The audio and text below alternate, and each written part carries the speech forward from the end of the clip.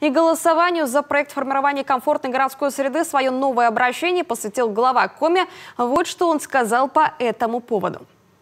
Уважаемые жители республики, Бурлун, добрый день. В республике полным ходом идет всероссийское онлайн-голосование за объекты, которые будут благоустроены в следующем году в рамках федерального проекта формирования комфортной городской среды.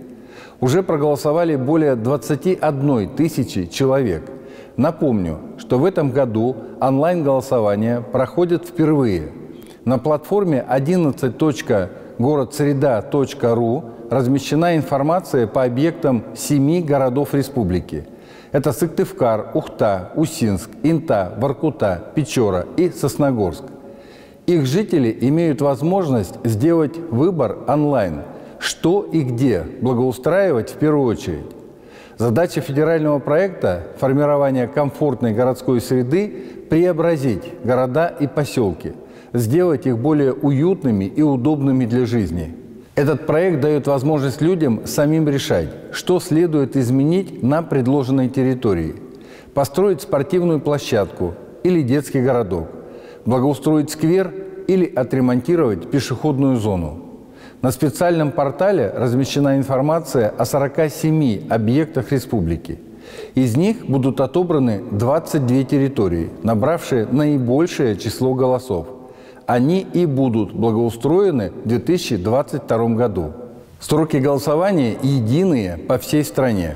Оно стартовало 26 апреля и завершится 30 мая.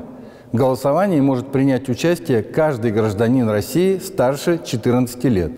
Чтобы сделать это, нужно пройти регистрацию на портале 11.городсреда.ру, воспользовавшись учетной записью портала госуслуг или по номеру мобильного телефона.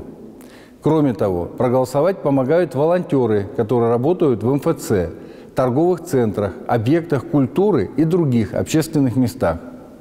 Уважаемые жители республики, у вас еще есть время принять участие в рейтинговом голосовании проекта формирования комфортной городской среды. От вашего выбора зависит, станет ли соседний пустырь детской площадкой и появится ли рядом с вашим домом новый сквер.